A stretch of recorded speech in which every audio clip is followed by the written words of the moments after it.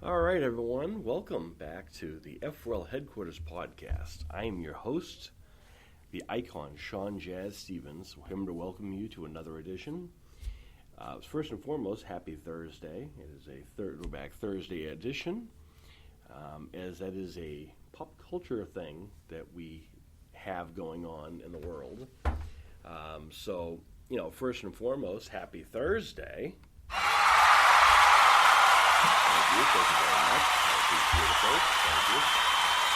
Really, calm down. It's okay. All right. Okay. All right. Thank you very much. So today's edition of the F4L Headquarters Podcast, what I thought would be interesting, since we're going to do the Throwback Thursday first, and we're going to talk about kind of this untold story of how the F4L Headquarters, how Jazz and Sons Dream Matches came to be a thing. And then how it evolved into what it is now as ICONS of the F4L on YouTube.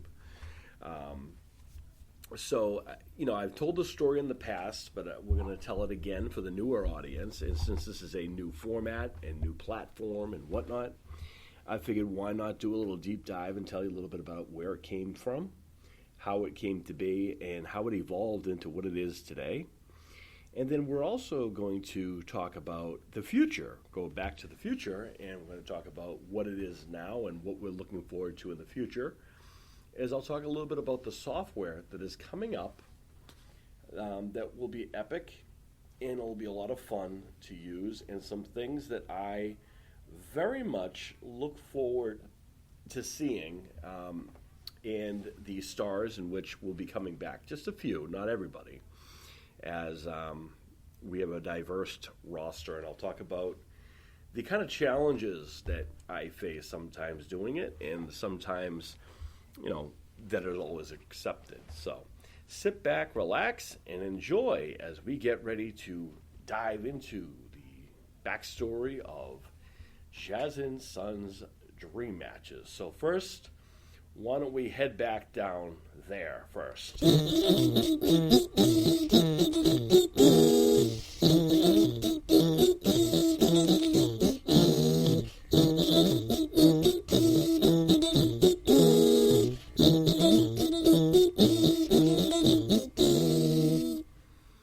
All right, so now we're back in time, ladies and gentlemen.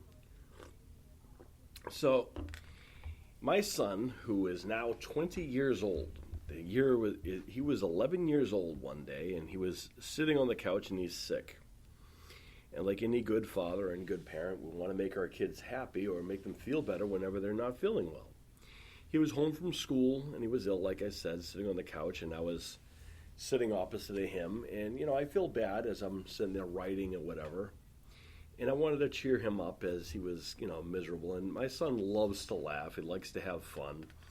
And one of the things he enjoys is the video games and wrestling and so forth. And, of course, wrestling being something that I'm very much used to in my background, it made sense that he would get so involved in wrestling. A lot of people don't know that my wife also was in the pro wrestling business.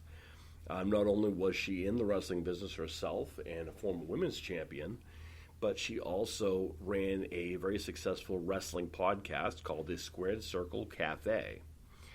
She is the original Squared Circle Cafe podcast, and she had co-hosts JC and Jeremy, and then Bethy Page Dunn, who was also on our show, YouTube on our shows. They were kind of that group that was the Squared Circle Cafe.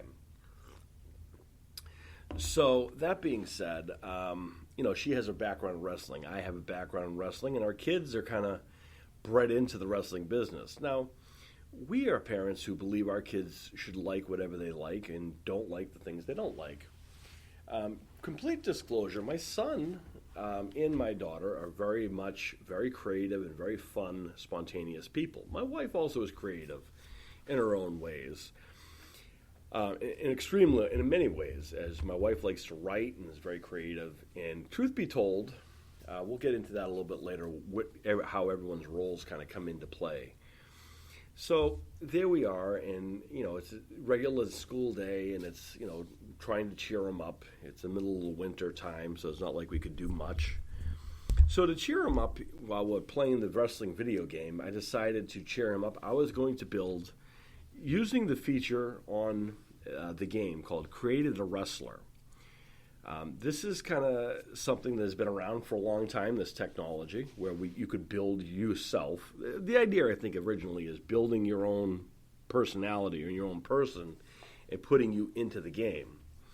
I do not think originally this was the intent of, how we intended to use it. How it would become is not necessarily how it was originally available. I think originally it was just kind of create your own kind of people to use in matches. Now, a lot of people don't know that you can actually set the PlayStation or the game system to play out the matches in what's called demo mode, which means if you can't figure out, if you want to just watch the match and not necessarily play the match or whatever, you can actually just set it up so that the system will play it out for you.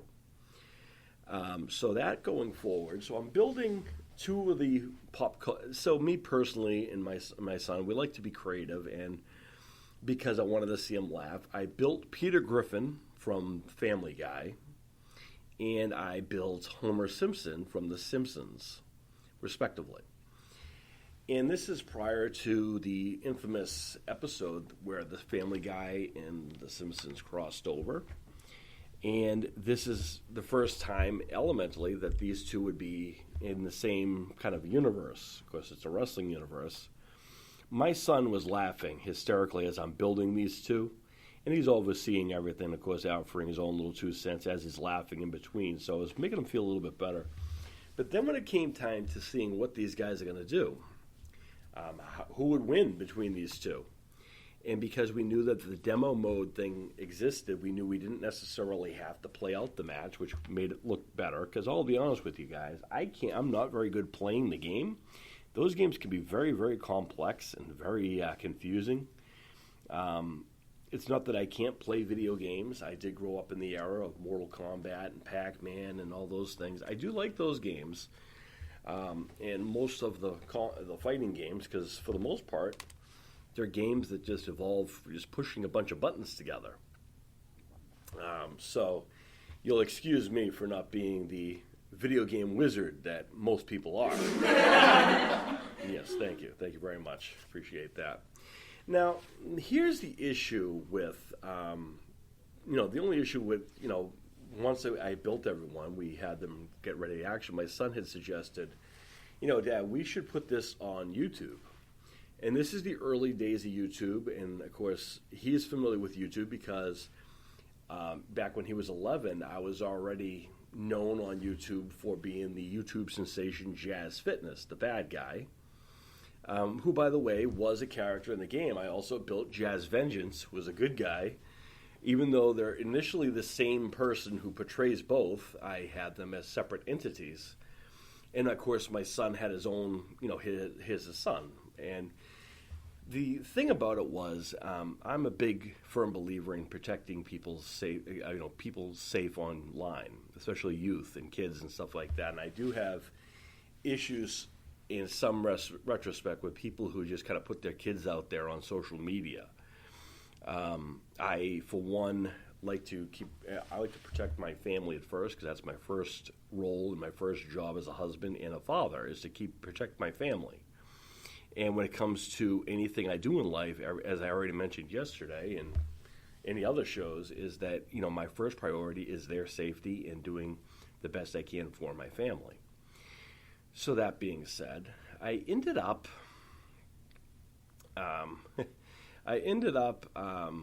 going forward and building, these two characters, like I said, and my son had suggested putting this match up on YouTube so people could see who would win, because at that time there was really no way of knowing who would win between Peter Griffin and Homer Simpson.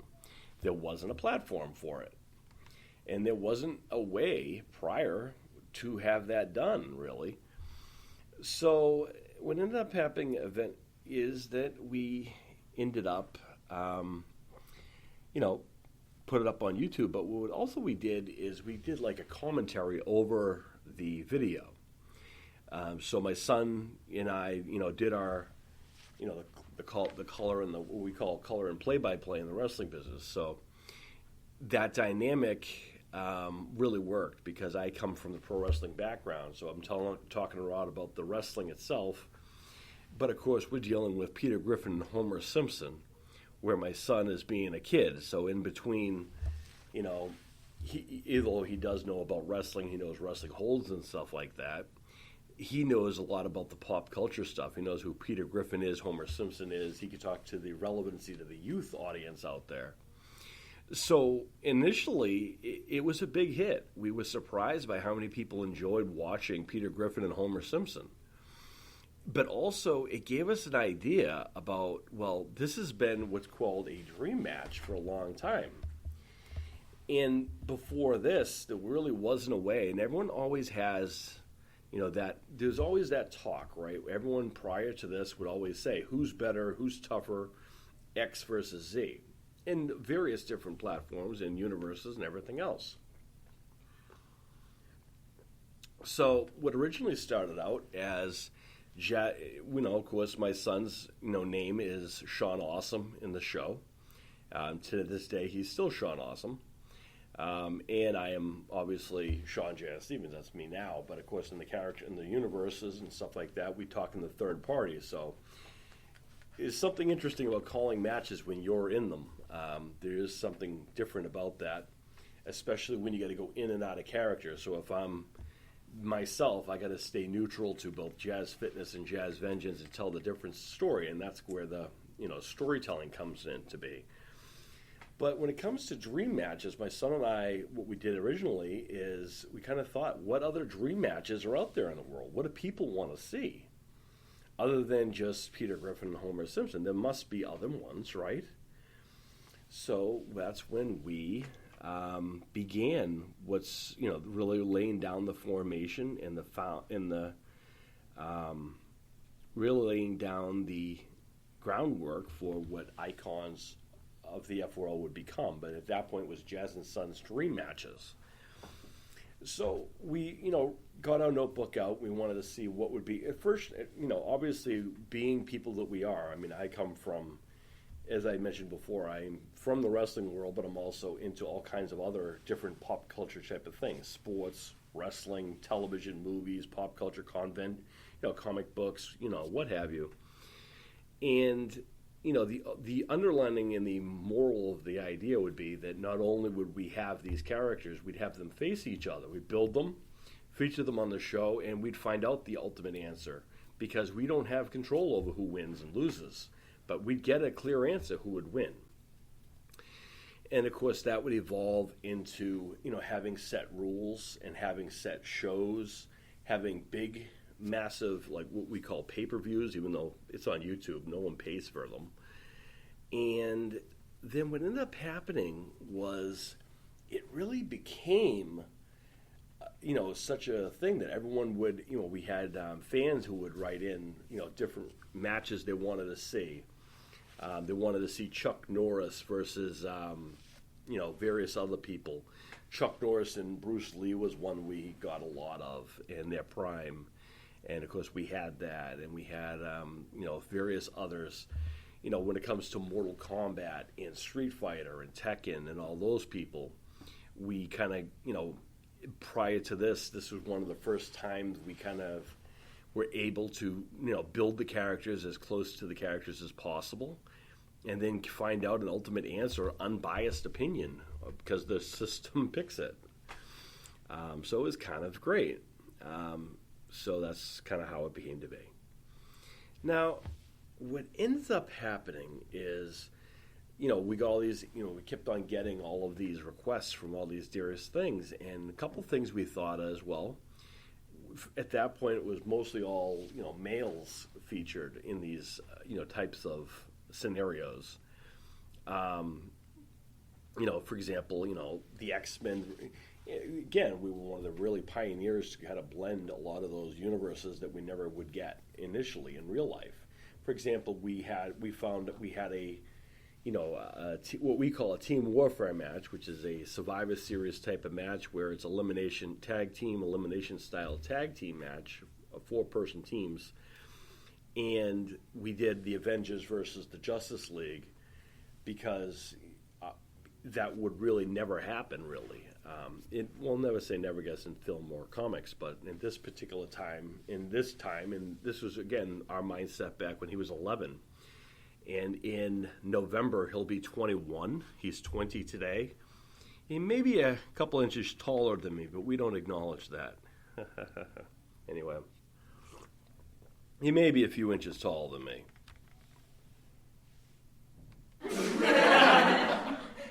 Might be. So what ended up happening is we get this idea, right?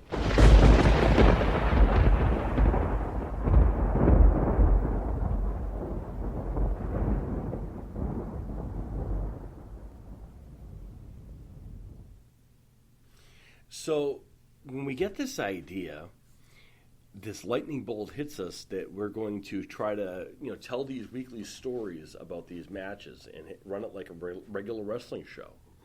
And we called it Jazz and Sons Dream Matches. And we had titles and we had storylines. And we also decided, since we were primarily a bunch, it was mostly males, we said, there's just as many tough women out there in the world. And there are also those matches that people want to see between, say, Wonder Woman and Captain Marvel, or the Dark Phoenix and Captain Marvel. Prior to this, only the comics that we've had, and this would be something that people could actually see on our show, and that's kind of how it really started, and it snowballed, and it caught popularity, and then other people were doing something similar, where they would have multi-person, multi-character, like, say, we call them melees on our show. Most people know them as battle royals or royal rumbles. So that's when you have the multiple people in the ring. A lot of people would do those, and to this day, a lot of people still do a lot of that. But one of the things is that my son and I are credited as the originals of this whole genre.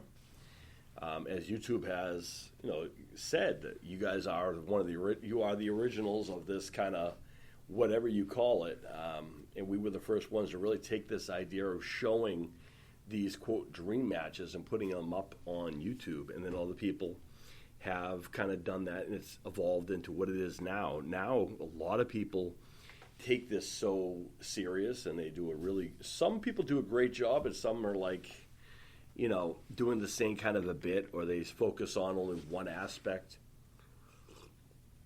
But of course, being from the wrestling world, I like to kind of keep mine as, and believe it or not, as realistic as possible. Although, how realistic can you get when you're talking about having Scorpion and Sub-Zero versus Freddie and Jason, the original Hall of Famer? Actually, all four are in our Hall of Fame as of this year. But that's kind of how.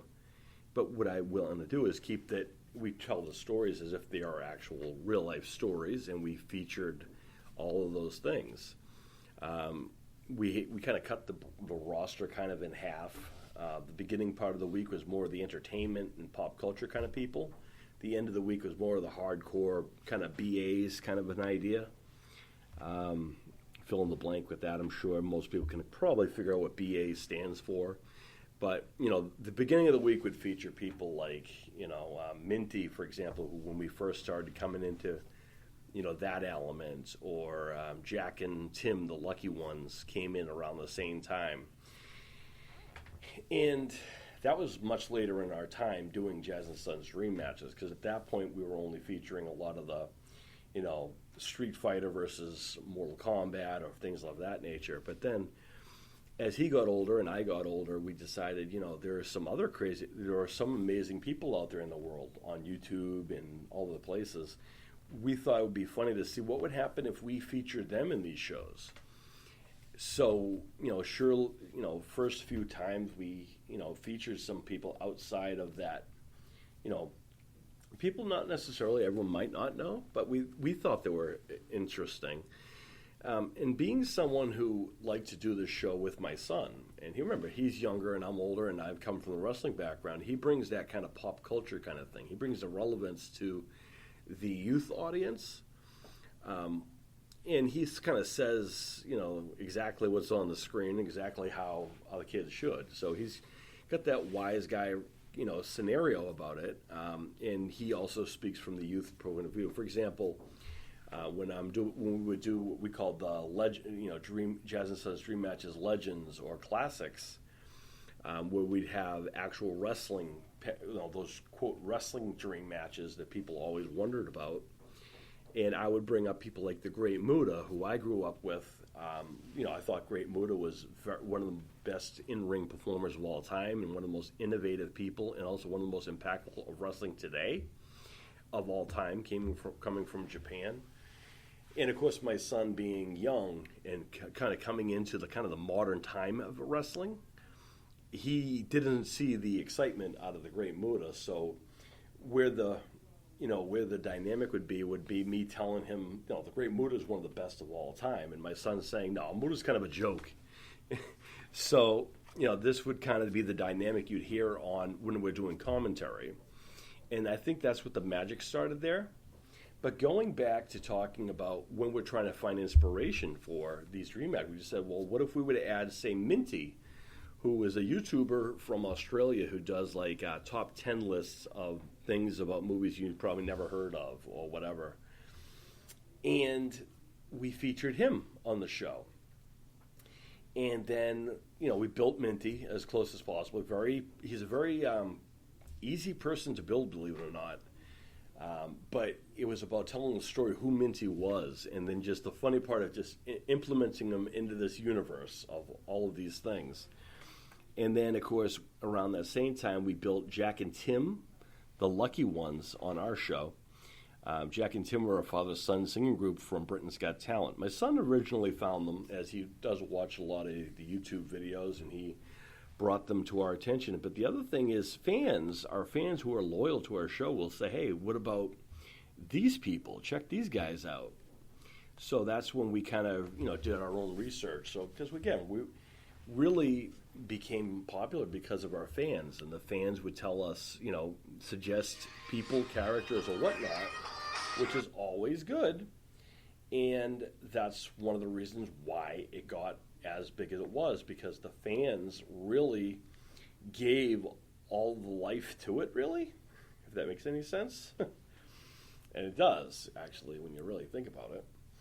So that's kind of how, Jack and Tim came to be. I built Jack and Tim, the Lucky Ones, father-son singing group. And one of the things that I was happy about is the fact that it was a father-son group that is featured on national television. My son and I, who are a father-son team, putting together these wrestling shows on YouTube. And ultimately, it was a great learning experience for him, but also gave me the ability to run kind of a wrestling show and booking a show and whatnot, using my background in pro wrestling. But also in film and pop culture and telling those stories and stuff like that. So there's really a lot that goes into, the backstory. Yesterday I kind of said kind of the meat and potatoes of how a show comes to be. But in reality, there's a lot more to it than that. It is more to building a person to look like the person you're intending to have them portray. There's giving them a move set that matches their personality and what they're kind of like. There's giving them the proper entrance to give them that separation towards everyone else so they stand out. And then it's be telling the little notes and how to book them in ways that makes sense and it doesn't insult them and it makes them look strong. Even if they lose, it's all about learning how to kind of pick yourself up after a loss. And ultimately, that's a life lesson. And, Jazz and Sons Dream Matches ran for a long time, and it went from Dream Matches to Dream Masters. As at that point, YouTube has already enjoyed a lot of our stuff. People have already caught on to this kind of a genre. So it really took off around that. So Jazz and Sons Dream Masters was a thing. And then that's when we implemented the women into their show. We just said, like I said, people want to see between Wonder Woman and Captain Marvel or She-Hulk and, whoever. What happens with that? Or Chun-Li from Street Fighter versus Sonya Blade of Mortal Kombat. Well, the overlying thing is, can you do that? And the answer is yes, absolutely. You can do that. And we did. And what we called them, we had to have a separation from the dream matches. So we needed to separate the males from the females. So since we were already the dream masters, going with mostly all the males, we had to have something for the women. My wife's favorite wrestler of all time is the Ultimate Warrior. And ultimately, when you really think about it, women are incredible tough individuals just as much as the males are. They stand out. They can be just as tough. They are warriors. So that's when we kind of decided to split it in the middle. And, back then we called the Women Warriors of Wrestling. So WOW was the name of that kind of an element. So at that point, that's what they were. Women Warriors of Wrestling, WOW. Now they're just Dream Warriors in the story. And, of course, that was something that, originally it wasn't meant to be even a horror reference, but because I do have a background in film and television, pop culture, and the fact that I know a lot of the people who are responsible behind those things, when I originally met Wes Craven and Robert Englund together at the same time, it was a memorable moment in general. First and foremost, as a filmmaker, I think Wes Craven was extremely important for filmmaking today, especially the horror community. Robert Englund's performance as Freddy Krueger in the Nightmare on Elm Street series would be iconic, even to this day, as always. That being said, what is impressive and incredible, ultimately, is that when I told them about our YouTube wrestling show, my son and I told them about how, because I do a lot of these fan fairs and stuff like that, where meet and greets, where I'll meet a lot of these people, or I'll see a lot of these people when I'm either signing myself or whatever. And I think it's important to give thanks to the ones who inspired us to do whatever it is that we do. So I think it's important to celebrate those times. And when you have the opportunity to meet those people who inspired you to do something, I think you need to take those time to thank them if you have that option. That being said, in talking with Wes Craven, the late great Wes Craven, and Robert Englund, telling them kind of how it came to be and whatnot, they knew a little bit about, what other things that I did about, being an anti-bullying advocate and the other things that I do and various other things. And at the end of the whole thing, Wes Craven said, and I'll never forget this because he wrote it on a flashcard, and he signed his little thing, and he said that the world needs more people. When he gets to heaven, because I had just lost my mother around this time, and he had said that when he gets to heaven, he's going to find my mother and tell her what a great son she raised. So, in truth be told, he meant well with that, and it was a very touching thing that he said. And also, they said that it was a great idea to have Dream Masters being the males and the Dream Warriors being the females. And whenever I see Robert Englund to this day, he'll ask me about the YouTube show.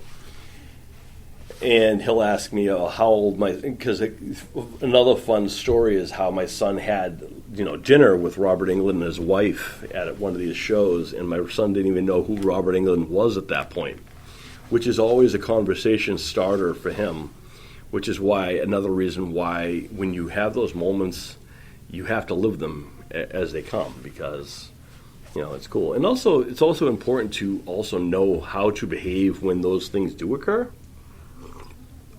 because there's definitely ways to be appropriate and ways not to be. So that's a fact on that end. But what is interesting about this particular time is that they gave us permission, obviously, for Dream Masters and Dream Warriors, considering Nightmare on Elm Street had two movies that were called Dream Masters and Dream Warriors. And it's really all about making your goals and dreams happen. That's kind of how Jazz and Sons Dream Matches evolved into Dream Masters and Women Warriors Wrestling, and now Dream Warriors. And it was actually Robert Englund who suggested shortening it to Dream Warriors instead of Women Warriors of Wrestling. So, kudos to him for that idea. And, of course, we're not going to say no to the Hall of Famer, Robert Englund, because he is in our Jazz and Sons Hall of Fame, which we will get to.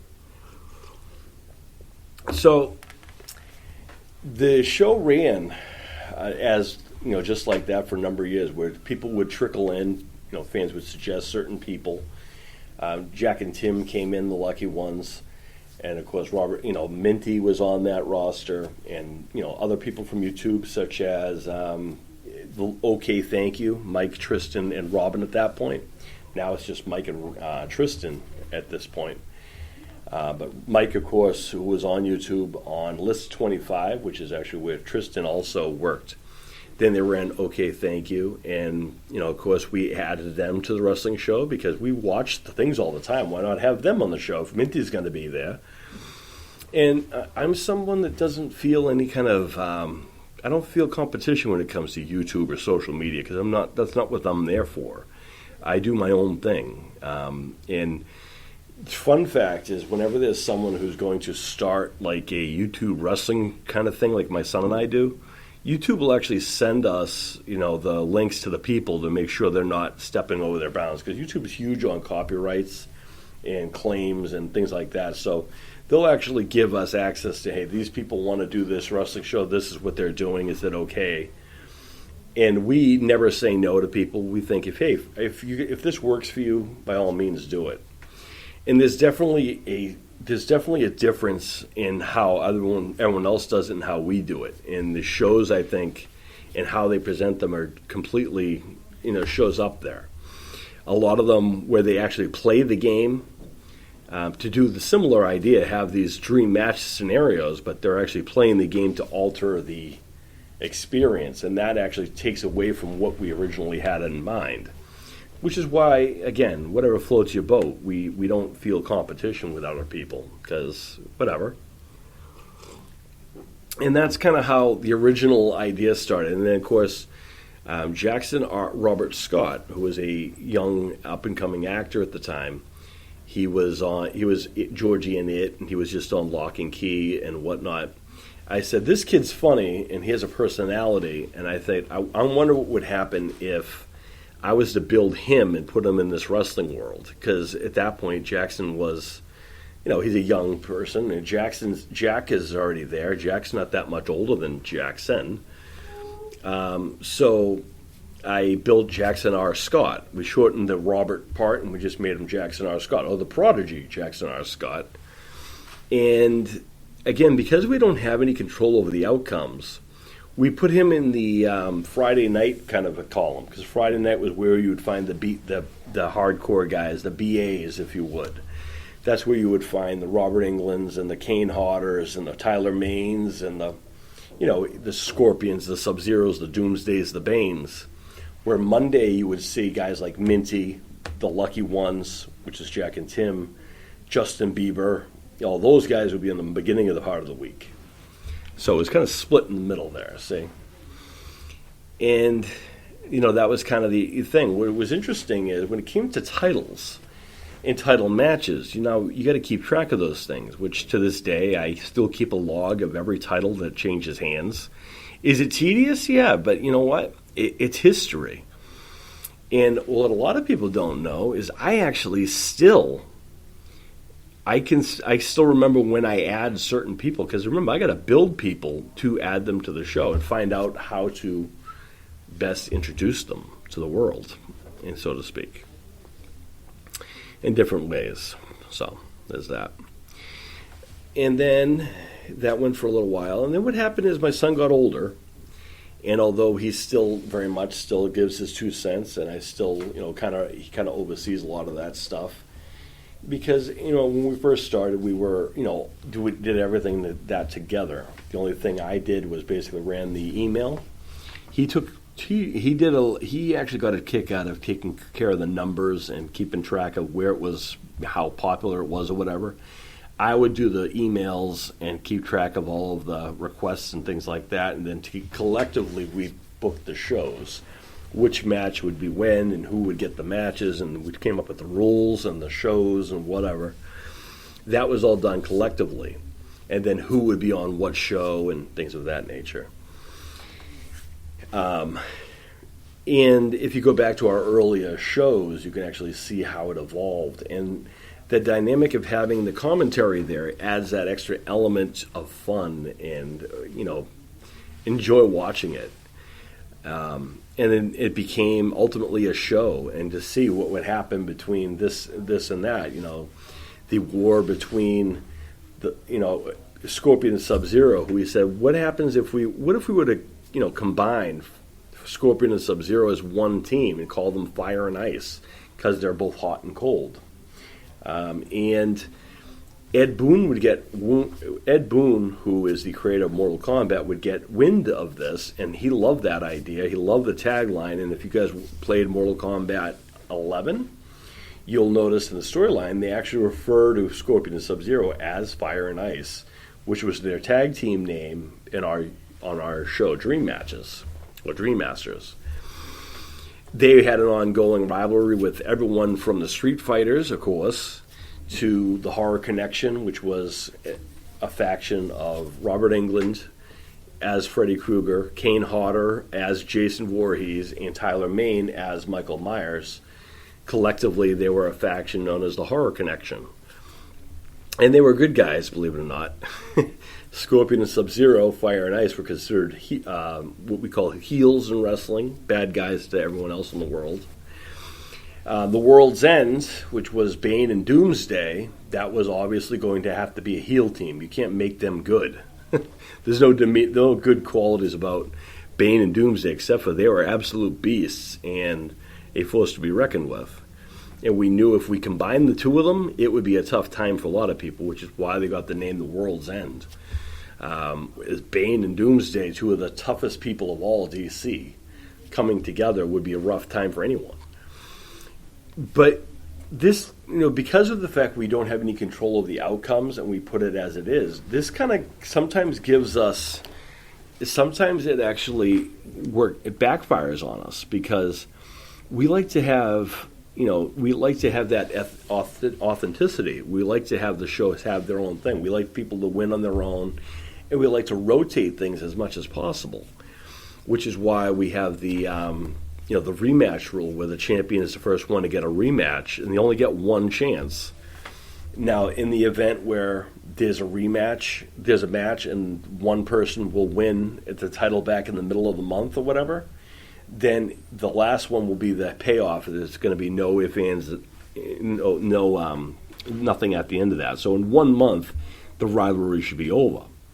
But what happens when you want to see someone else elevate into the championship realm? Because we don't control who wins and loses the matches, there was a time period when we had tag teams that would hold the titles for our champions in general, who it didn't matter how many people you put them against or what scenarios you put them against, no one was going to take their titles. Two people in general, two stories that come to mind. One is we did a team of Deadpool and the Punisher. We called them, they went through various names, but for a long time they were called the Brainbusters. But Deadpool and the Punisher were a team for a long period of time.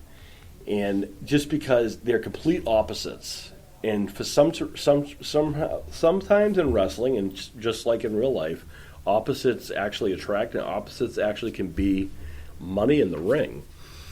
The Punisher is kind of the serious straight man who wants to fight, and kind of the meat and potatoes. Deadpool is the kind of goofball who likes to goof around, but is also just as tough and has just as much. Neither one of them have any problem getting into fisticuffs or having to go to that extra level. It's just about how they get there. Deadpool wants to make jokes about it, and Punisher just wants to get it over with. So there was a long time period. They were a tag team, and they were the tag team champions in the BA realm, of course. And it didn't matter how many times we put them against anyone or how many matches we put them against. There was no one who could beat Deadpool and the Punisher for a long period of time. And ultimately, again, we had to go through the whole tag team division of our show, and would go over and over again because we want to have those fresh things. But even when we know it's time to have a new tag team champion, we can't do that because the show ultimately has to evolve on its own. And because we don't do the same match over and over again, a team would get a chance. If they lost, the next team would have the chance until you got back to the original, and that's how that would work. With Deadpool and the Punisher, went through like 7 cycles of people who would challenge them, and they'd send them back. And ultimately, it was a ladder match, or what we call a hardware store brawl, that finally, after probably 6 or 7 months straight of being champions, maybe probably longer than that, in a ladder match, we finally put them against the 3 contenders for the tag team thing, and finally we had a new tag team champion. The thing about it was, because the tag team champions, former champions are people who need to, because the tag team champions have to be the first ones to get an opportunity first, we were afraid that they'd get the titles back, and then they'd be stuck in the same thing we just did. But thankfully, it was the Hall of Famers.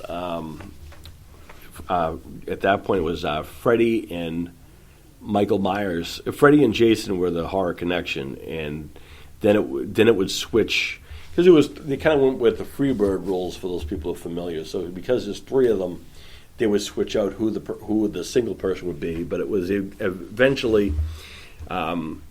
Because at first we tried Jason and Michael Myers together, and that didn't work, believe it or not. It wasn't until we added Robert Englund and Kane Hodder together that they finally were able to defeat Deadpool and the Punisher.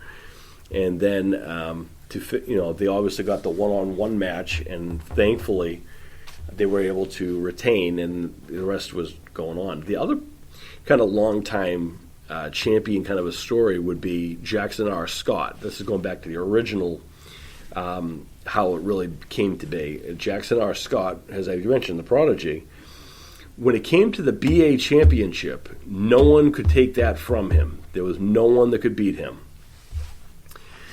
He had his own set of moves. He had the Bloom Block, which is a cross-face kind of maneuver, which is a submission. He had the diving headbutt, or he calls the Flying Jackson.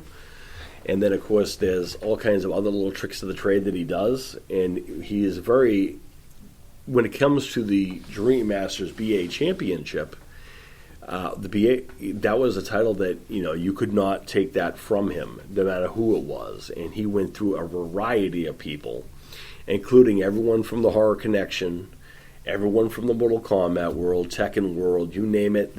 He sent everyone back time and time again. And it really wouldn't be until we added Brightburn, another horror villain, horror icon from around the same age, it was him who finally dethroned Jackson R. Scott the first time. But then, because of the champion gets the whole rematch thing, it was proven to be that Brightburn was Jackson's biggest and best rival, actually. Fun trivia. But eventually, like anything else, Jackson got, you could only do so much. And if you work with someone enough, you'll figure out ways to beat them. So eventually Jackson was able to evolve to defeat Brightburn as well, and get his title back. So that's the early kind of stages of where Dream Masters came from and the Dream Warriors. So fun little thing here, how we break everything up, kind of an idea. So my son and I come up with a lot of the things. The early stuff, we came up with all the things, like the big stories, the big shows. We have 4 major shows in a year.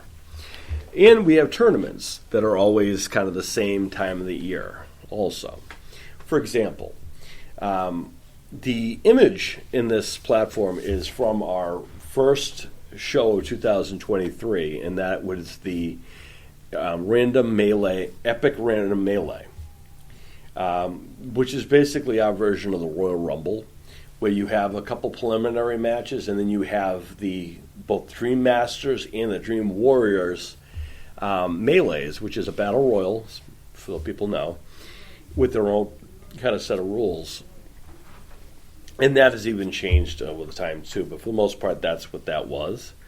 And of course, there's also, that's the first one of the year, but our first show we ever did, which, our anniversary show, if you would be the Epic Random Palooza.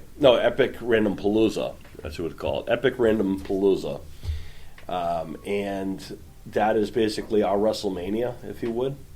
Bunch of awesome, best show of the year, and that's really when we started. And of course, that would be actually, believe it or not, it's around the same time as when Jazz and Sons Remasters originally started, and it originally kicked off on February 28th, which is probably why one of the reasons why I think it's important to celebrate this today and talking about this is because ultimately our anniversary is coming up of when this whole thing started.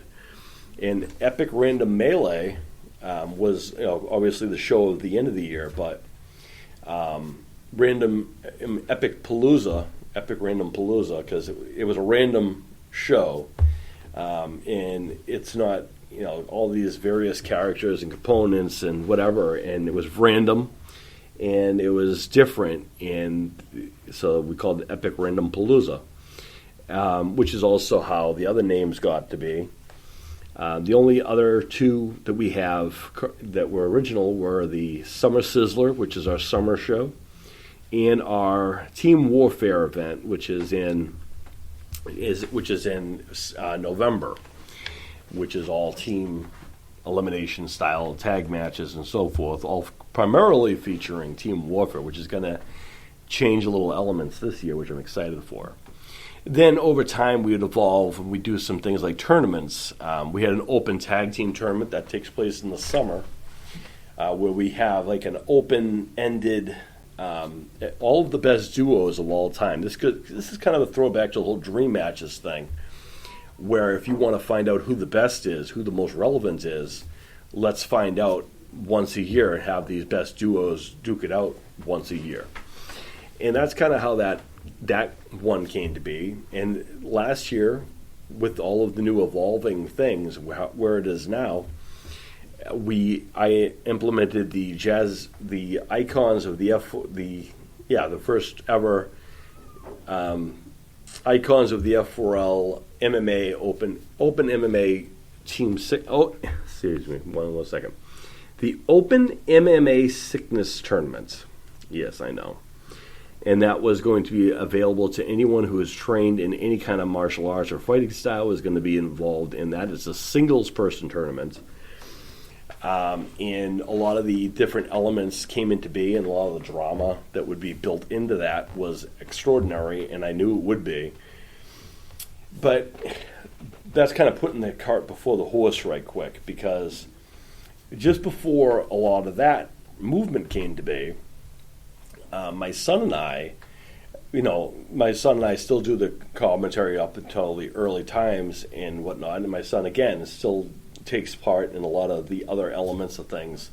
But, as all kids do, he decided, he doesn't really want to continue doing the show on a regular basis as far as doing every single commentary with me and all the other things that we were doing. So he wanted to kind of venture out and do his own thing. So being a father who respects his son's wishes, I allowed him to do that. And he does keep an eye on things, and we still do things together on the elements of the show. Like we did the Jazz and Sons Hall of Fame together. We do that still, and we do the Random Melee Palooza still, and the big shows we'll still do commentary for. So that's kind of cool. But in the elements of other things else, I pretty much do a lot of the work myself now. And in 2020, when the world, is kind of crushing down upon everybody and everyone was all feeling the, oh, woe is me in the world, I embraced that time for me to kind of learn more about some amazing real-life Dream Masters and Dream Warriors of the world.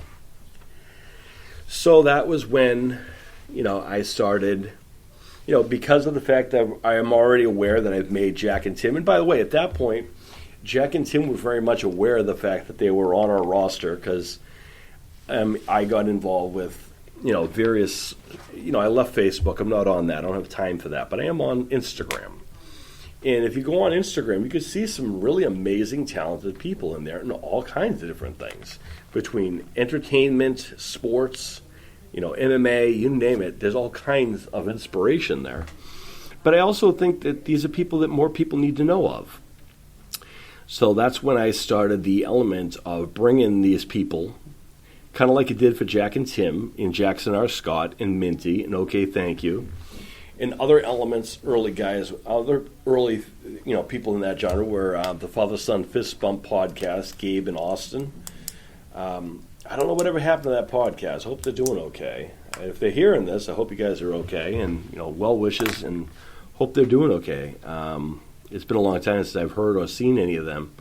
But again, it's because of that element of the father-son bond thing. That's something that I think should be celebrated. So, of course, whenever there's something like that, I always like to try to incorporate that on the show. So, that's kind of how the element of the show kind of came to be. Dream Masters, Dream Warriors, and stuff like that. Now, let me tell you about that's all the good stuff. And it always means a lot to show all these amazing people and tell the stories behind them all. Now, let me tell you the challenges I have to kind of get through and do. First one is not, a lot of people think, well, how are you able to have all these things? Well, first and foremost, the good thing is, for the most part, everything is done by, everyone pretty much gets what we do, and they like what we do, and they approve everything. That even goes back to before that. A lot of people don't know this, but the early stages of Jazz and Sons Dream matches, I already had permission from a lot of these people who I would encounter at these various things. For example, Robert Englund and Kane Hodder and the horror guys, I would, they gave the, thumbs up. This is cool. I like it. Same thing goes right beyond that, right? And that would go through all the studios and all the different comic book people. Stan Lee thought it was hysterical. He wished that would be something that they could do, and he looked forward to seeing what would happen. Then, all of that stuff and various other. He liked the fact that he was on my son's team, and he's featured on the show, and Stan Lee was very much a character, much like Wes Craven was, and they gave the green seal of approval, and of course with that, a lot of other people, Lloyd Kaufman and people like that, it kind of trickled off of that. So now that I've talked about kind of the good things, there's some of the kind of the learning curves and the kind of the pros and the kind of the what was I thinking kind of the moments, and also the challenges that I faced, and sometimes still do. The first and foremost, when it comes to the challenges, I think it's important for people to know, as of right now, I don't know what 2023 is going to look at, but the biggest thing is I want people to understand something, that when the wrestling creators originally made these games, I do not think, actually I know, they did not have what we do as a show for in mind originally. I don't think that they originally had planned on, having, complete shows built of fantasy or created people on their shows. I think originally their idea was, okay, you can build yourself or, whatever else in your show, or regularly play it. I don't think they intended it to be what it is now. And now it is a very popular feature, which the creators of the games embrace, and they love the fact that it is creative, and they love the press that it gets, which is why now there's a thing that they have the community creations. So before, when I would build, the people that I would build, was just for our PlayStation that we'd build it for, because that's what I use. And then the same thing goes for everyone else. They would build, when they would do their kind of versions of our show, they'd build their own people. But then they incorporated a community where everyone could kind of upload the people that they use, so everyone could take turns using those amazing characters. And I think that's originally what it is. Now, for the normal person who doesn't do what we do, this is going to sound like, well, that's more than this is going to sound a little outlandish, but here's the reality. The most created people you can have at one time on an account is 100 created superstars. So a roster of 100. Now, most people say, well, you can have 100 open spots. That's a lot of people. That's a lot of people for the sum. But for what we do, the biggest issue I have is keeping the roster relevant, fresh, innovative, while highlighting and respecting everything within it, if that makes any sense. You see, you can't have a roster of just good guys. You have to have good and bad, right? And you have to have people that kind of help the heroes get to where they need to be. So that being said, that's how a lot of these other kinds of characters would come to be, which brings us to some of the most memorable moments and the most outlandish things and the ridiculous things. And the fact that, like, for example, my son said at one point, I'm not allowed to build anyone after 2 a.m. Fun trivia, at night I get very creative, and a lot of the times I build a lot of the cars myself. And because I have that imagination, there are certain people I want to see what would happen if you built this one or that one. So when they first allowed people to build people in the form of block characters, like in Minecraft kind of a thing, my son and I came up with this idea of Brock Brown. Now, I got to tell you the story of Brock Brown, because by the way, he's a Hall of Famer this year. Of all people, Brock Brown is in our Jez and Sons Hall of Fame this year, and there's reasons. But let me tell you how Brock Brown came to be. Brock Brown, because they have this element a couple years ago where you could actually use the Minecraft, you could have a character based on Minecraft scenario, those block bodies. And Brock Brown was 7 feet tall and about 700 pounds. And he didn't match anything that a person his size should be doing. But the other thing was, because of the glitch within the game, I promise you he always had attire, because with a block character, you couldn't actually give them clothes. You had to paint things on for them. So you could actually, using the color modes, you'd have to kind of build and paint their outfits on. So as much as we do that, there was a glitch in the system that sometimes, as you remember, we have no control over the outcomes. Even though we would have Brock Brown fully dressed and, would order him to go out there and do his thing, a lot of the times he would go out there and go completely as if nothing was done, and he'd go almost nude, if he would. Clearly he wasn't nude. He had they had fake underwear on his body, so it wasn't nude. He was just no color whatsoever. So the ongoing joke is that, Brock Brown is unpredictable because you don't know if he's going to come out dressed or not. And the other thing is he would just do these most outlandish things that a person his size shouldn't be able to do. He'd break dance in the middle of a match. He'd do these random movements. And he became the leader of a group called the Social Outcasts.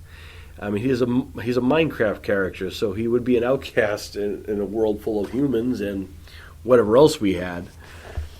But, he would become the leader of the Social Outcasts because of how unpredictable and how, people looked up to him. He was a pop culture phenomenon at that point. He was at one point one of our most popular superstars on our show because of what is Brock Brown going to do today? Is he going to get dressed today? Is he going to wrestle? Is he going to come, It was people, whenever they heard that Brock Brown was going to be in action, they had to see what was going to happen and what he was going to do that, didn't make any sense. And it became a thing. So his group consisted of himself, Toxic Avenger, or Toxie from Trauma, as well as Little Sweet from the Dr. Pepper commercials. Yes, I know what you're thinking. What are you talking about?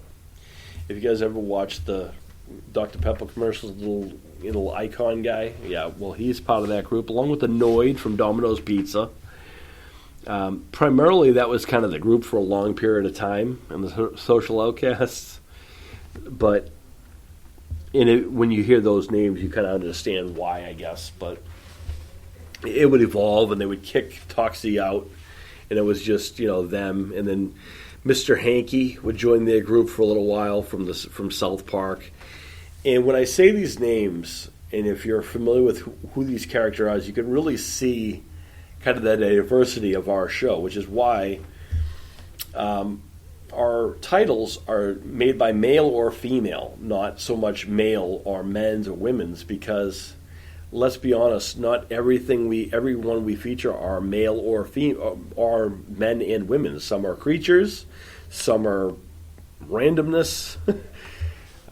We had the clownfish. There was a character on our show. That is a fish, not a person. This year we added Pizza the Hut after a long period of time. I finally got Pizza the Hut up on there. Pizza the Hut, of course, is the notorious gangster from the Spaceballs series.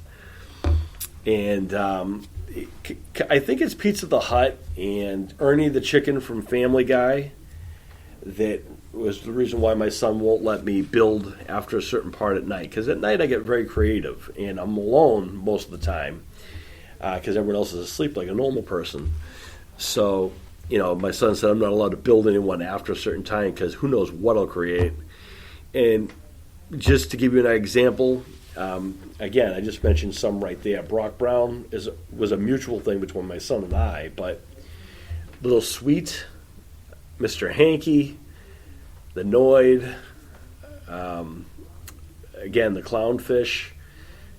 I also, another original was, we had so many. The we had a giant bottle of Pepto-Bismol just because I could. A giant bottle of Pepto-Bismol, folks. That was a character we had. His name was General Pepto-Bismol. Yep, I know. And it was just some of the most outlandish things ever. And then again, Pizza the Hut. He's giant. He's a guy made of pizza. Ernie the chicken is a giant chicken. Those are kind of light compared to some other things I've created. Towley from South Park was another one I did. So needless to say, my son said no building after a certain time, so we don't have some outlandish character I got to wake up to figure out what to do with. So that's kind of how the things go. But again, you can only have a roster of 100 of these characters.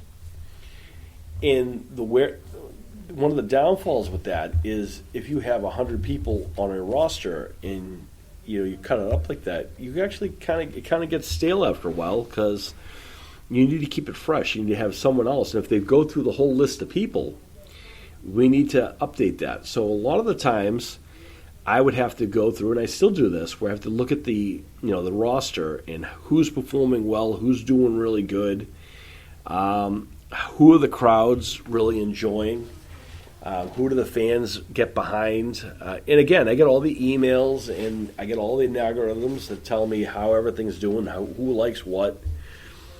And I did tell the story yesterday, or not long ago, about how I was ready to pull the plug on this whole thing a couple of years ago. But the fans ultimately wrote in and said, listen, you can't do this to us.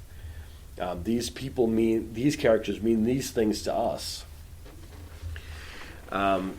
So when 2020 came and I started adding in these other people who would, trickle in here and there, JoJo the bodybuilder, Jaden Brooks, Michael Fishman from Roseanne, it would grow. Leo the Bull Curtis, Ivan the Dolphin Shark from Russia, Yevgeny Verkovitz from Russia, the football star.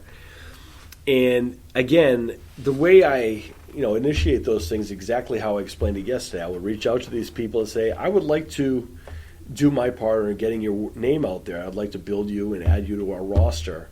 So, it's completely done randomly, and, maybe the best man win. And that's ultimately how I got to know some of the most amazing real-life Dream Masters and Dream Warriors around the world.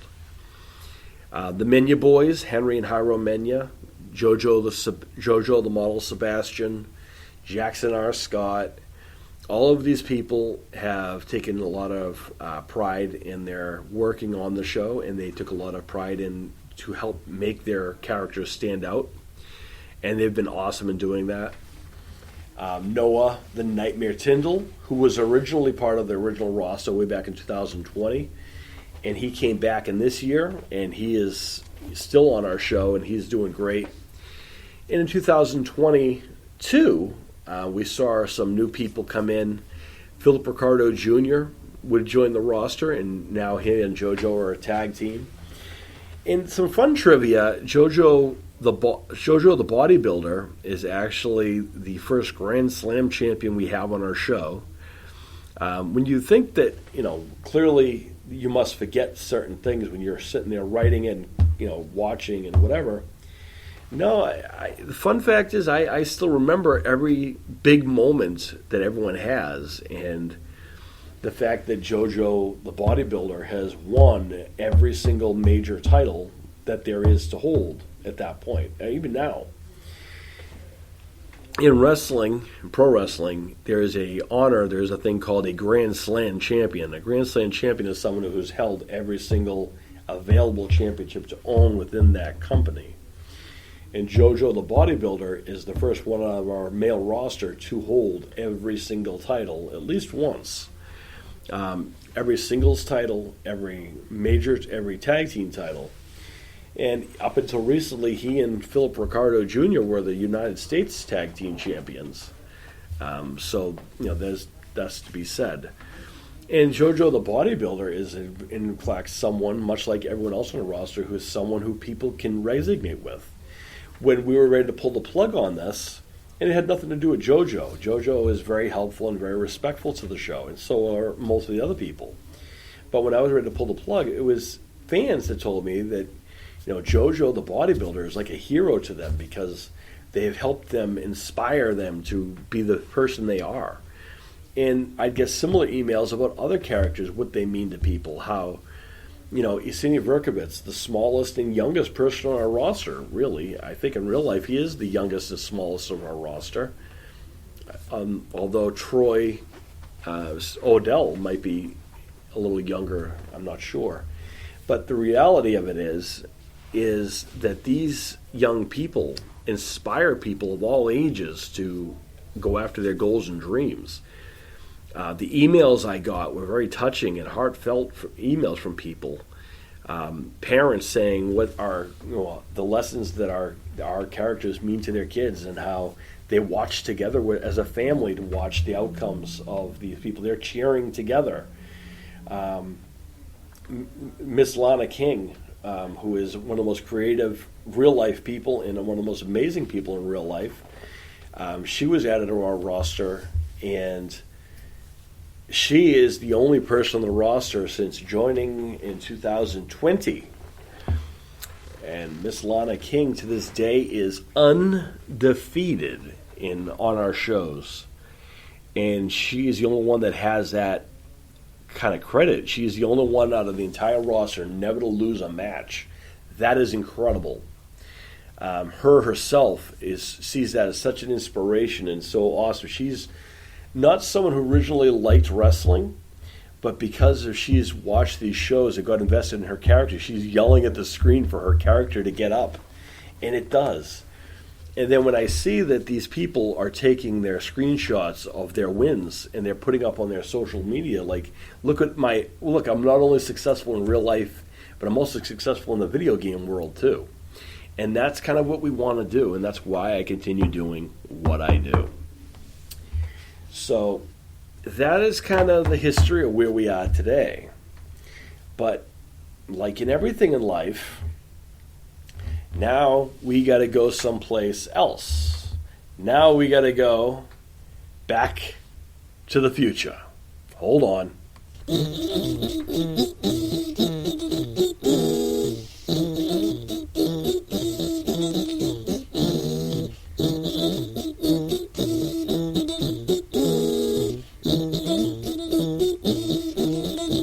Almost there. Excellent. Here we are. All right, folks. Now we're back to the future, since that was back in the past. So, you guys have heard me talk about the WE2K game, and that is what we use to make our shows what they are. What I'm going to do, I don't, normally do a lot of game reviews. I'm not a gamer per se. I don't really play the games.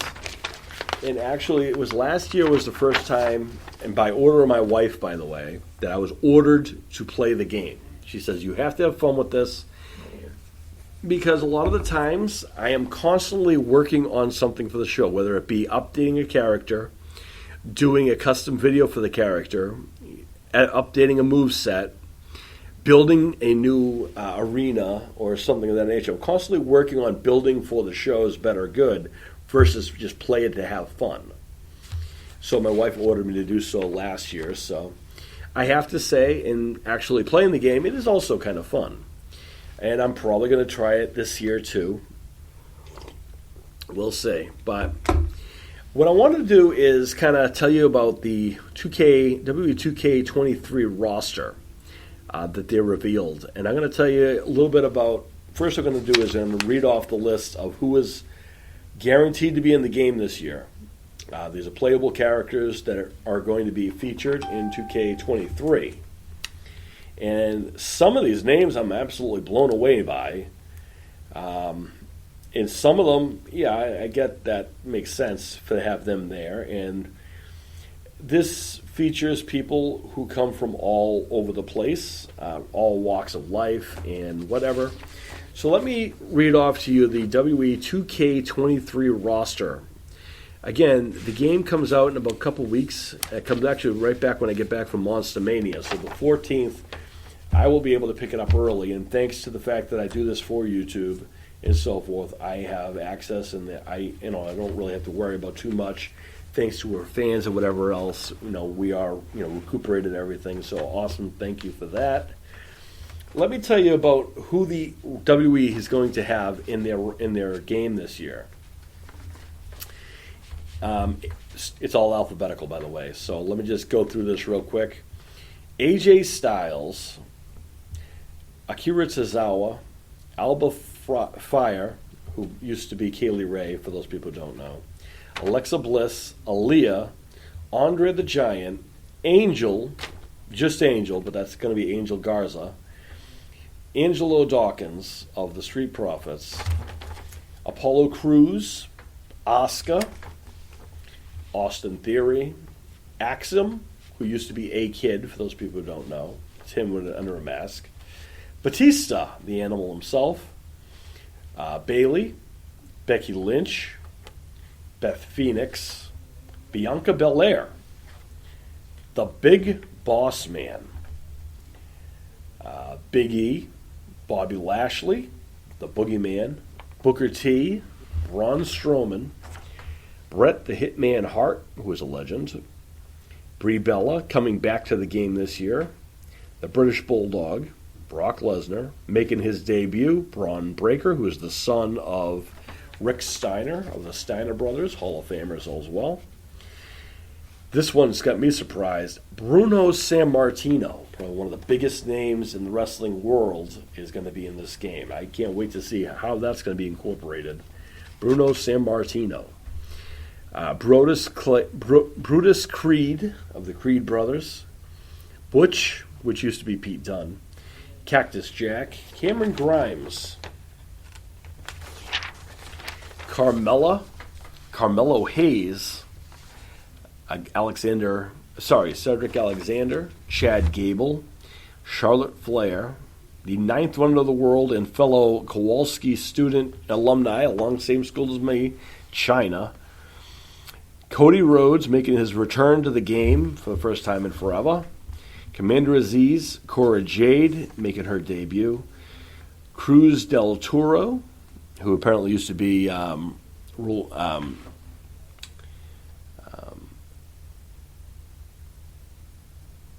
you guys know who he used to be. He was part of the Phasma, whatever his group is called. Anyway, Dakota Kai, Damian Priest, Dana Brooke, Dexter Loomis, Diesel, the Doink the Clown, Jazz Fitness's old rival, by the way, Dolph Ziggler, Dominic Mysterio, Doudrop, who, by the way, is now back to original name of Piper Niven, amazing performer, by the way. Drew Gulak, Drew McIntyre, Eddie Guerrero, Edge, Elias, Eric Bischoff, Eric, Ezekiel, which, by the way, Ezekiel is Elias's other alter ego, I guess. So that's interesting, too. Anywho, Finn Balor, Gigi Dolan of the Toxic Attraction, Giovanni Vinci, which used to be Fabian Archner, Goldberg, Grayson Waller making his debut, Gunther, who was Walter, Happy Corbin, who was Baron Corbin, still is Baron Corbin, Hollywood Hogan. Then, of course, you have regular Hulk Hogan, because you can't have Hollywood Hogan without the immortal Hulk Hogan. Humberto Carrillo, the Hurricane, Ilya Dragunov, Indy Hartwell, Io Sky, Ivar, the other half of the Viking Raiders, J.C. Jane, the other half of Toxic Attraction, Jake the Snake Roberts, J.D. McDonough, who was Jordan Devlin, for those people who don't know. Where was I? Oh, yeah. Jerry the King Lawler, Jimmy and Jay Uso, Jim the Anvil Neidhart, the other half of the Hart Foundation, original, Jinder Mahal, Joaquin Wilde, JBL, John Bradshaw Layfield, John Cena, who, by the way, is the featured cover star of this game, and who also is going to be all about John Cena and his uprising and whatnot, Johnny Gargano, Julius Creed, the other half of the Creed brothers, Kane, Karrion Kross, Caden Carter, Katana Chance, Kevin Nash, Kevin Owens, Kofi Kingston, Kurt Angle returning to the game, LA Knight, Lacey Evans, Liv Morgan, Lita returning to the game, Logan Paul, social media's YouTube phenomenon, who was part of the DLC last year, is just going to be a playable character this year. Logan Paul back in the game. Ludwig Kaiser, who used to be Marcel Barthol. Massey, who used to be Mace. The Macho Man, Randy Savage. Oh, yeah. Dig it. That was a horrible impression, but anyway. Madcap Moss, along with Mansoor. Yes, along with, that's the top model thing that they have going on there. Matt Riddle, Maurice, Molly Holly returning to the game, Hall of Famer. Montez Ford, the other half of the Street Profits. Mr. McMahon back to the game. Mustafa Ali, MVP. Natalia, Nikki Ash, ASH. Nikki Bella, the other half of the Bella Twins, also returning back to the game, also Hall of Famers. Nikita Lyons, Noam Dar, Omos, Otis, Queen Zelina finally make it back to the game, even though she was there last year too. But anyway. Randy Orton, Raquel Gonzalez, Raquel Rodriguez, they wanted me to change it, they changed it too, but same person.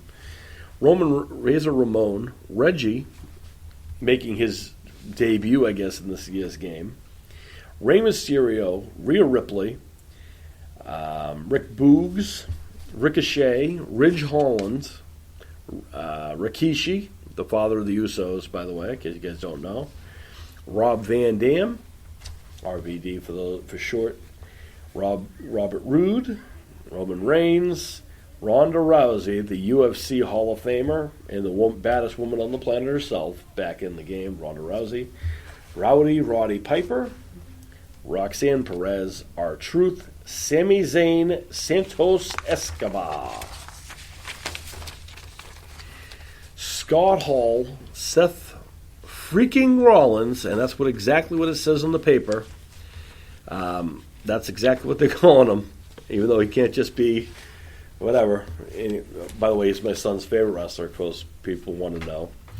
Outside of me, of course. Shane McMahon, Shanky, Shawn Michaels, Shayna Baszler, Sheamus, Shelton Benjamin, Shinsuke Nakamura, Shotzi, Solo Sikola, Sonia Deville, Stacy Keebler, Stone Cold Steve Austin, Stephanie McMahon, Six, Tamina T-Bar, Ted DiBiase, also known as the $1 Million Man, Ted DiBiase, The Miz, The Rock, you guys know him as Black Adam and multiple other things now, Titus O'Neil, Tommaso Ciampa, Triple H, Trish Stratus, Tyler Bate, The Ultimate Warrior, Umaga, The Undertaker, Vader, Veer Mahan, Wes Lee, Xavier Woods from Up Up Down Down, for those people who don't know, Consecracious Creed, Isaiah Lee, X-Pac, and Yokozuna. Zoe Stark, you thought I was done, didn't you? But there are a few other things. If you have the next gen, apparently there's going to be a Ruthless Aggression pack, which will feature the original version of Brock Lesnar when he first debuted.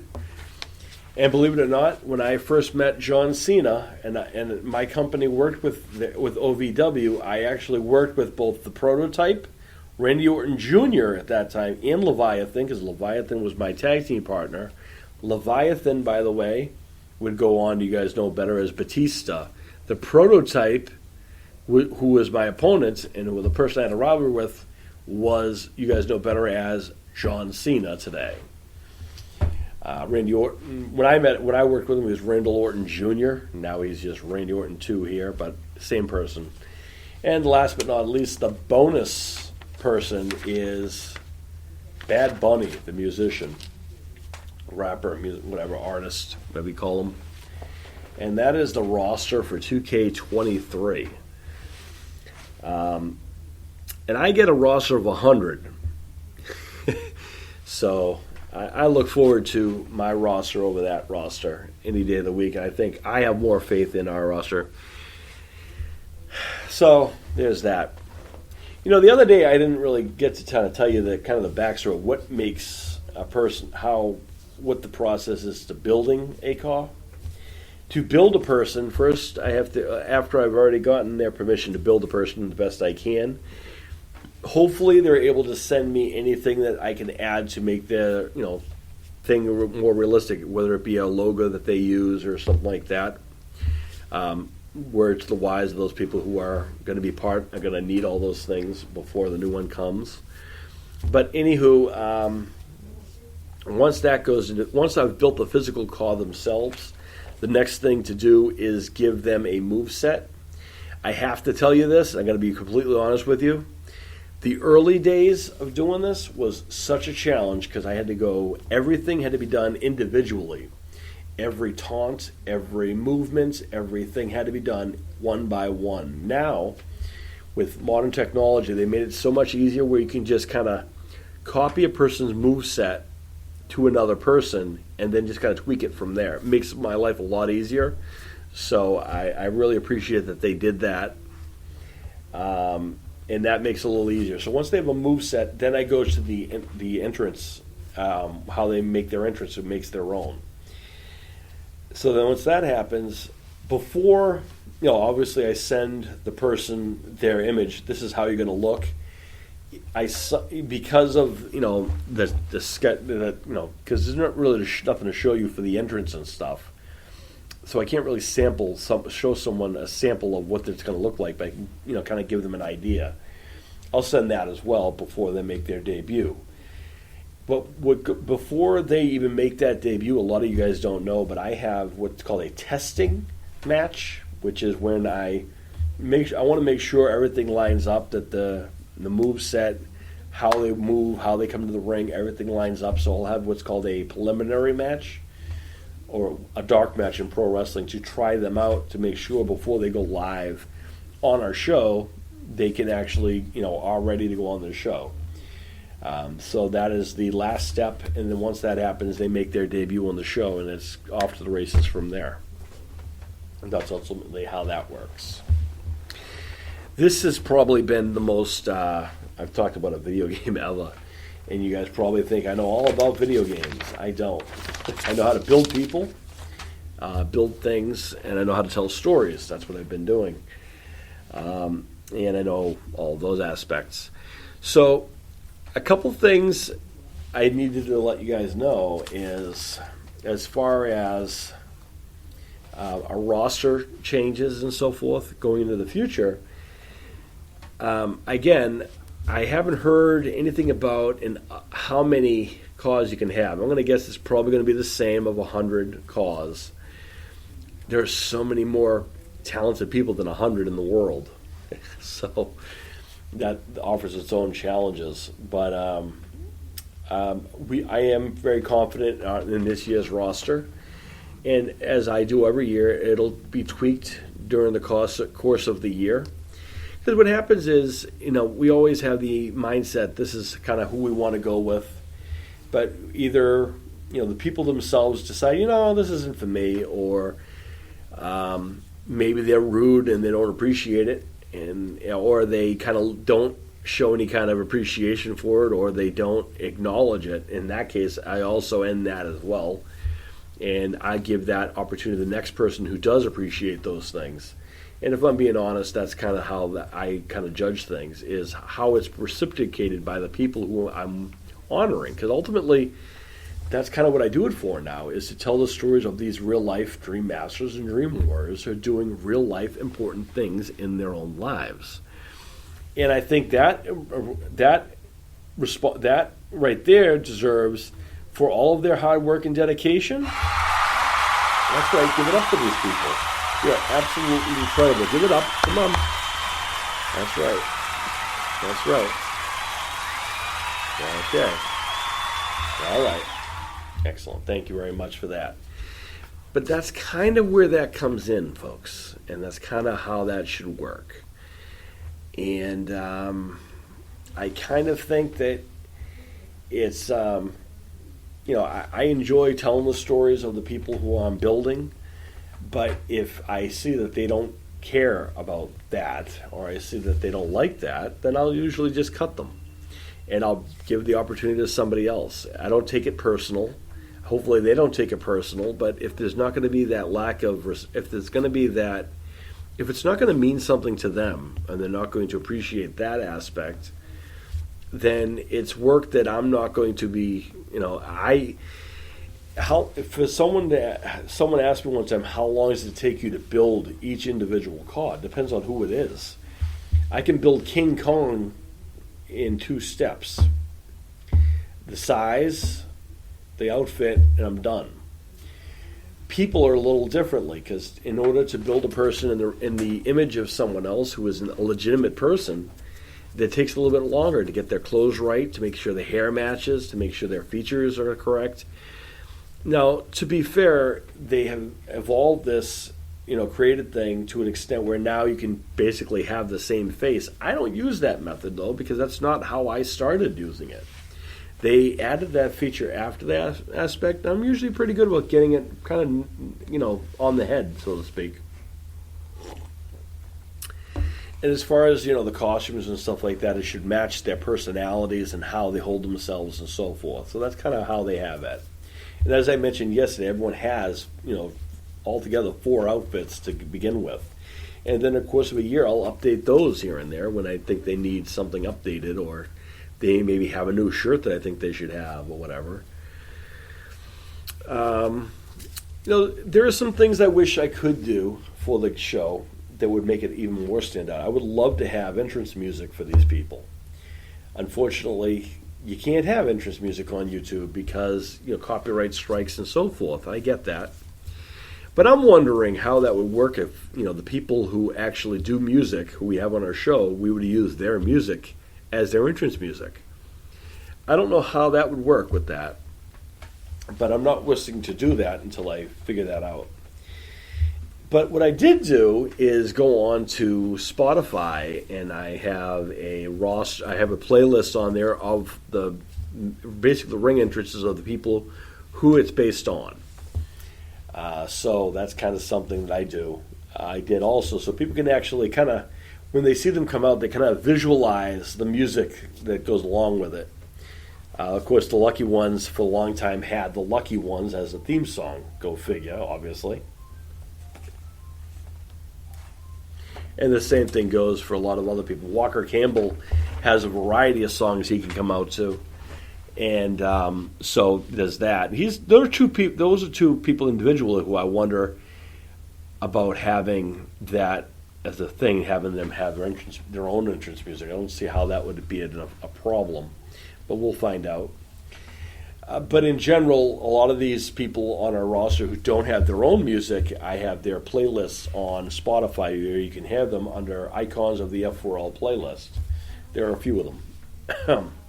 So there's Dream Warriors and there's a Dream Masters one. So there's one of both for the men and the women because they're both important. And if people are wondering what are the theme songs for the Dream Masters, well, clearly it's Master of Puppets is the theme song for the male roster. And for the women, of course, it has to be Dream Warriors, clearly. Right? Makes sense. And again, Doc would love the idea. So they got that. But I'm not willing to have that featured on our show, just in case. But on Spotify, I'll put that on all day and so forth. So our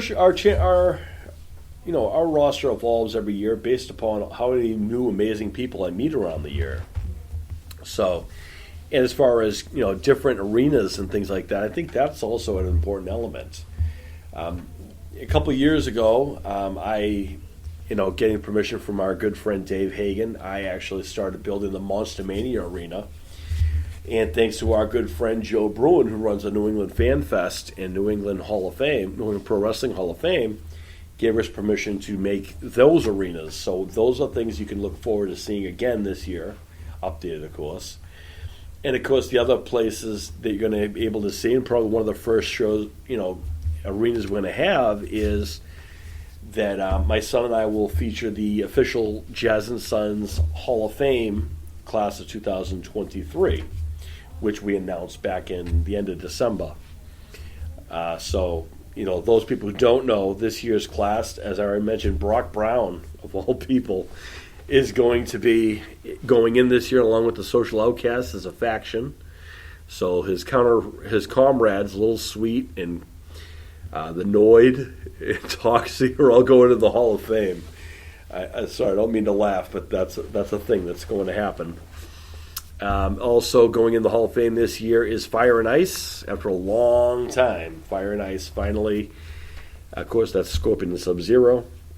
They've earned that's their tag team. And for the women, going in this year is St. Peggy Hannon, one of the early pioneers of the women's division. St. Peggy Hannon going in the Hall of Fame this year, and we're honored to have her as well. So, way back when we first started the Hall of Fame, there were several people. Every year now we only do 4. There's a faction, a team, a male and a female superstar. That's how we do it. Sometimes the factions can change. Last year, the faction that went in was the Golden Girls, which also acted as the female who went in the Hall of Fame as well. So the Golden Girls went in last year along with She-Hulk as the kind of saving as the whole group, as well as last year also went in was Brains and Brawn, which is the Hulk and the Thing, which was one of the early tag teams that kind of kicks us off. The first class consisted of numerous other people, so there's that too. Also last year, Daryl Dixon went in the Hall of Fame last year as well, so there's that as well. So Norman Reedus, Daryl Dixon, Hall of Famer last year. Tyler Main I ran into at a Monster Mania back in October, and I had told him about how he finally went into our Hall of Fame. Now, a lot of people may not know that Tyler Main, who was famous for playing Michael Myers and Sabretooth, Michael Myers in the Rob Zombie's Halloween, as well as Sabretooth from the X-Men movie. Tyler Main, who's also one of the nicest people alive, one of the biggest people alive, used to be a pro wrestler back in the day before finding an audience for acting. And he was tickled pink to know that he was in our Jazz and Sons Hall of Fame, along with Robert Englund and Kate Hodder, who also he shares that horror connection honor with as the faction that year. So we've only had 3 classes so far, so there's that. So, going forward with 2023, as far as the roster goes, a lot of the ones I've mentioned already, you can probably bank on seeing back on a roster. Grayson Russell, Noah the Nightmare Tyndall, who just returned, by the way. If you're going to go with just who's coming back, this year is going to be the ones that everyone really resonates with. JoJo the Bodybuilder, Philip Ricardo Jr., the Legends will be back. Jack and Tim, the Lucky Ones, of course, are going to be back. Minty's coming back. They weren't on the show much in 2022, but returning back to the show will be Okay Thank You, Mike and Tristan. Some newer teams you can look forward to meeting, or newer people you can look forward to learning more about. Getting reacquainted with Noah the Nightmare Tyndall. I think in real life and on our show, he's someone to keep an eye on. Grayson Russell, who came into at the end of our, part of the middle of our show last year, he'll be coming back, as well as his mom, Angela Russell, in the women's division, Dream Warriors. Elliot Fulliam is going to be a newer star who came in December. He'll be returning. He's the little punk rocker from YouTube, and you might recognize him from his role as Jonathan in the Terrifier 2 series. But speaking of Terrifier 2, also coming to make their debuts is Art the Clown, Pale Girl Emily, and Laura Lavera, who played Sienna in the Terrifier 2 movie alongside of Elliot Fulliam. When I was at Monster Mania, I told them all to their face I was going to make them part of the show. And I don't know if they ever saw the match, but I'm going to make sure they do in March, because I get to see all of them then, and they can watch their match. And it was pretty epic, and it was fun to watch. And I hope they enjoyed it as much as I did calling it. Also, coming in 2023, making their debut, they've already debuted, but they're going to be back, is the Hagen Boys, Big Baby Jeebus, and David Hagen Jr., the Hagen Boys, representing the Monster Mania group. So whenever there's going to be a Monster Mania show, you can almost guarantee they're going to be on those cards. As well as newer tag team, the Baticles from TikTok, Bad Dad Derek and Bad Lad Connor. The Baticles, they're already shown that they have some promises. They've already held titles and so forth. Newer to this season was Speedy Easton McDonald, who has already won a title on our show. He is newer to the show. He is kind of a legitimate super athlete. He's got titles in almost everything that he's done, from football, baseball, and of course Greco-Roman wrestling. He'll fit in really well with the rest of the people in that genre. So we're looking forward to seeing what he's going to do come the rest of the season.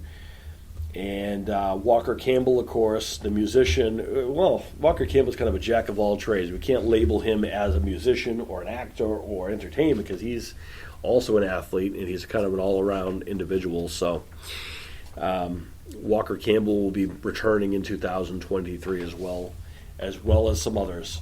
I think on our next show, probably on Talking Tuesday, I'm probably going to, or maybe over the weekend, I'll do a deep dive on the entire roster for you guys. So, but as of right now, folks, I want to say thank you very much for joining me. It has been great, and I really hope this season is going to be great. I hope that I have the great software. I hope there's no glitches that I have to overcome. And I'm excited to introduce some new characters to you who are real-life people. And I'm interested to see where things are going to happen. We're going to be bringing back our Open MMA tournament in June, so be aware of that. The Menya Boys and the Adele Boys, all those groups will be back. So that should be exciting, and more to come. So, folks, I am the F4L icon, Sean Jazz Stevens. We've got some more surprises coming your way. I'm going to have a full roster reveal over the weekend as far as ours go. So stick around for that, and may all your dreams come true from the F4L headquarters. I am the icon, Sean Jazz Stevens. Peace, everyone.